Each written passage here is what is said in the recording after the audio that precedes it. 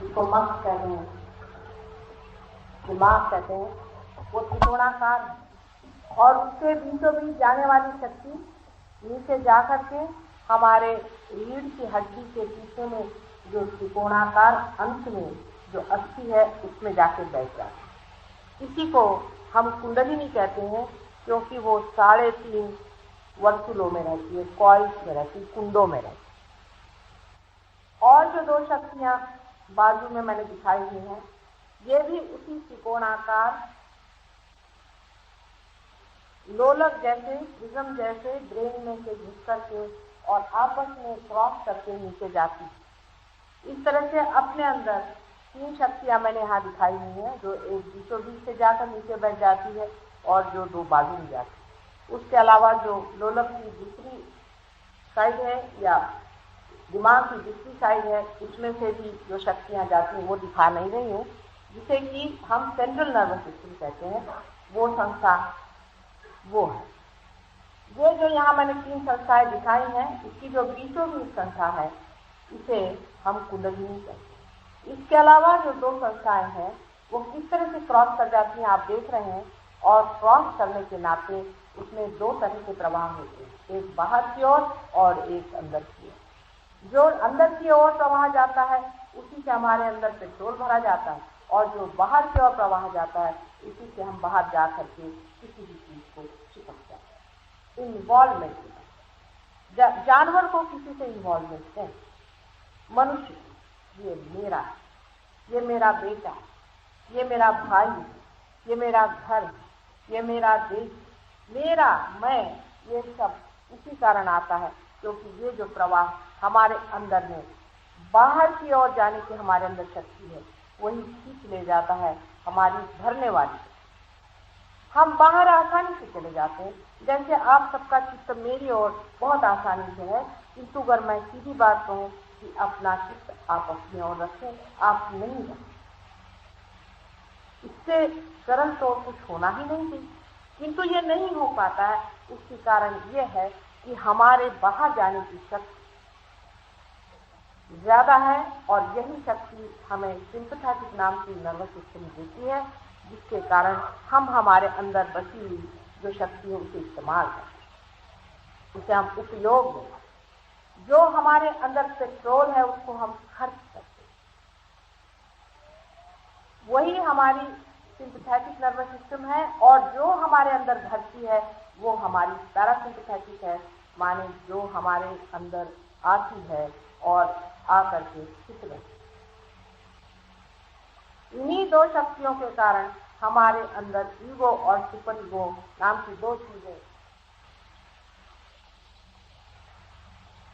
प्रतिक्रिया रूप, रिएक्शन के रूप बन जाती हैं, और उससे हमारे मस्तिष्क के दोनों तरफ में इस तरह से पर्दा पड़ जाता है कि हम उस सर्वगामी सर्वव्यापी शक्ति से छूट जाते। ये कुंडलिनी जो कि हमारे अंदर नीचे रीढ़ की हड्डी में जाके बैठती है, अपने को 3.5 कुंडों में लपेटती, उसका कारण क्या है वो भी शास्त्र विदित है, किंतु वो अभी मैं नहीं बताऊंगी। 3.5 कुंडों में लिपटी हुई ये कुंडलिनी एकदम से उसकी जो लंबाई है वो बढ़ जाती है, और उसी कारण उसके बीच में तार टूट जाती है। तार टूट जाने के कारण अपने यहाँ पर बीच की नाड़ी, जिसे हम सुषुम्ना नाड़ी कहते हैं, जिसे कुंडलिनी उतरती है, उसके अंदर एक पूरी सी गैप हो जाती, जगह बन जाती।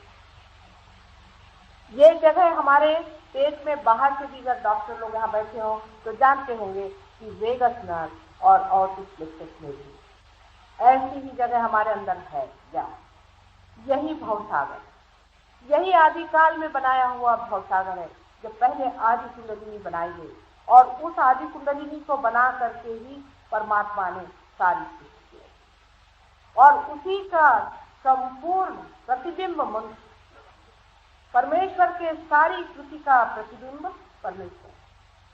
जैसे ही बच्चा जीव धारणा करता है, उसके हृदय में स्पंदन होता है, वैसे ही शिव ईश्वर जिनकी कल मैंने बात करी थी, वे आपके हृदय में विराजमान होते हैं और वो दिखाई देते हैं एक अंगूठे के जैसे।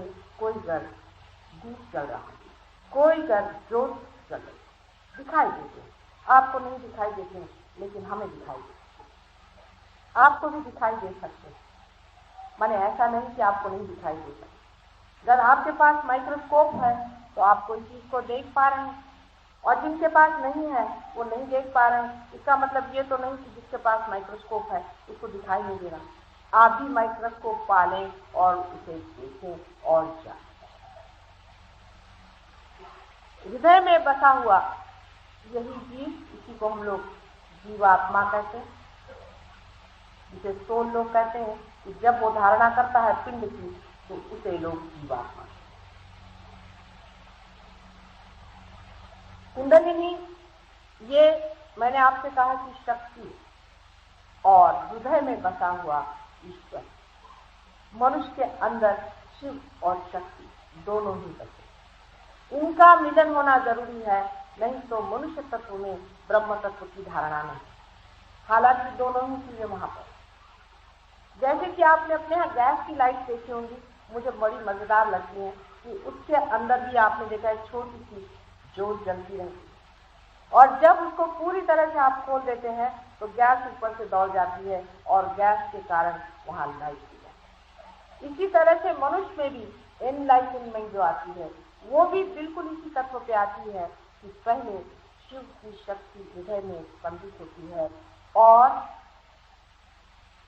शक्ति जो है, शक्ति आदि शक्ति जिसे कही, वो शिव स्वयं जो ईश्वर स्वरूप है, साक्षी स्वरूप है, हृदय में स्थित होते हैं, और जो शक्ति जो कार्यान्वित होती है वो कुंडलिनी स्वरूप हमारी माँ यहाँ त्रिकोणाकार स्थिति में बैठी है।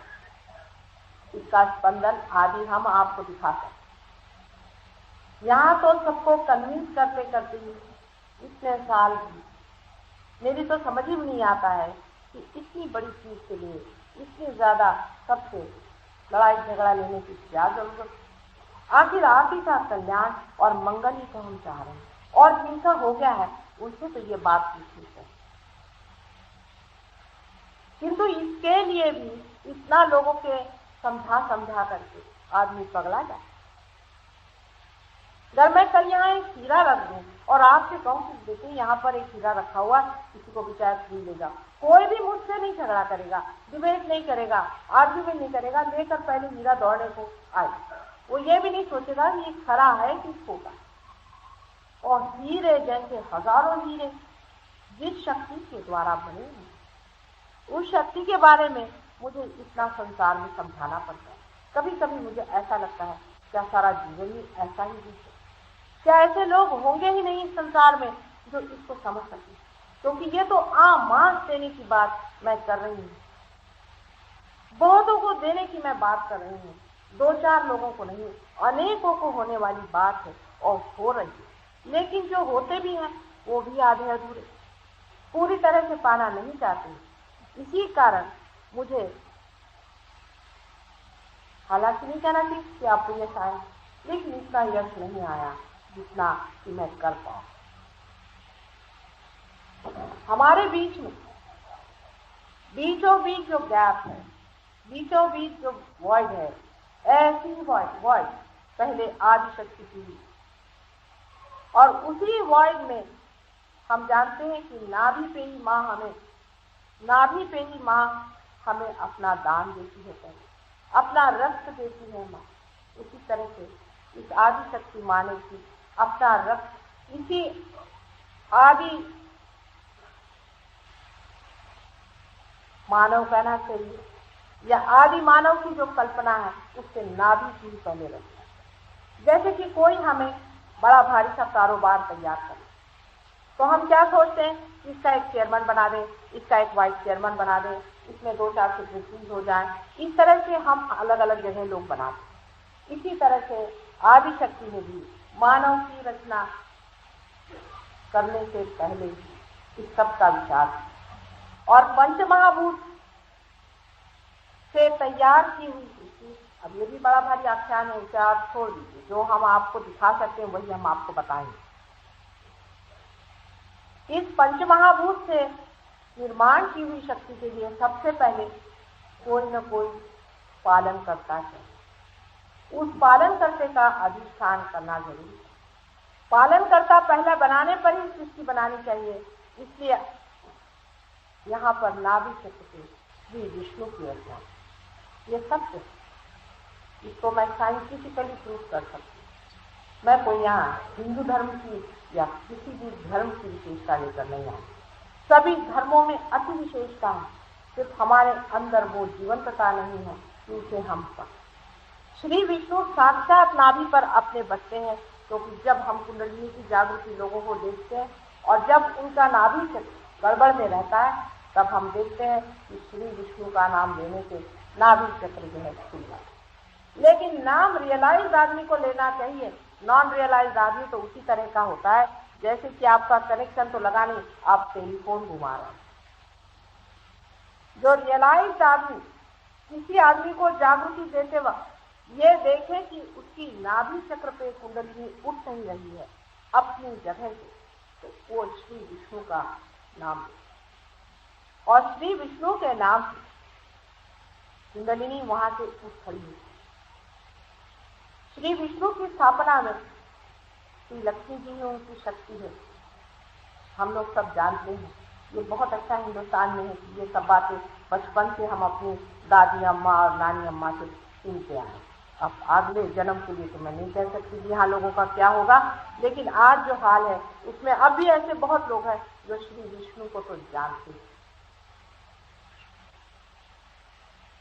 श्री विष्णु एक सिंबल के रूप में नहीं है जिसे कि हम सिंबल समझते हैं, सिंबल से कहीं अधिक है।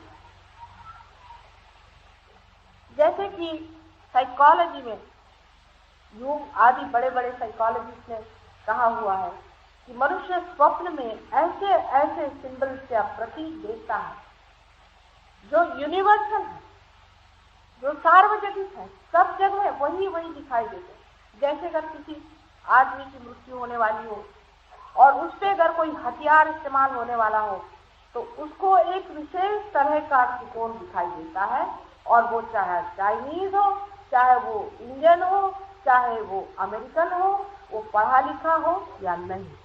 ऐसे हजारों उदाहरण उन्होंने दिए हैं और उस पर से निष्कर्ष निकाला कि कोई न कोई ऐसी शक्ति हमारे अंदर में है जिसको कि वो कहते हैं अनकॉन्शियस, यूनिवर्सल अनकॉन्शियस। ऐसी कोई न कोई शक्ति हमारे अंदर बसी हुई है कि जो इस तरह के प्रति बाहर की ओर है। ये जो शक्ति है, ये जो शक्ति हमारे अंदर इस तरह के प्रति फेंक रही है, वही शक्ति है जो हमारे अंदर इस तरह के प्रति जब हम गहरे में उतरते हैं, जब आध्यात्म की गहरी पैठ पे बैठते हैं, तब इन्हें हम लोग देखते हैं। श्री विष्णु का स्थान हमारे नाभि चक्र पे है और नाभि में श्री विष्णु जिस सागर पे लहरा रहे हैं वो प्रेम का सागर। श्री विष्णु के नाभि से कहा जाता है कि ब्रह्मदेव की उत्पत्ति है। सही बात, नाभि से ही कार्य होने का है। इसलिए नाभि से ही माँ ने श्री ब्रह्मदेव जिन्होंने सारी सृष्टि की रचना की है उनको निर्मित। इसमें कोई किसी धर्म विशेष की बात नहीं। मैं आपको बताऊंगी कि सारे ही धर्म हमारे इसी कुंडलिनी में बसे हैं और हम बाहर का इंटीग्रेशन करना चाहिए, सब धर्मों को एक लाना चाहिए। ऐसी बेकार की बातें क्यों कर? हमारे अंदर ही हम इंटीग्रेटेड हैं, हमारे अंदर ही हम सब्लिमेटेड हैं। हम जरा अंदर झांकना तो देखें। जब सृष्टि की पहली पहली रचना हुई, सबसे पहले परमात्मा ने श्री गणेश जी की रचना, सबसे पहले उसका कारण गौरी जी ने परमात्मा कहने से भी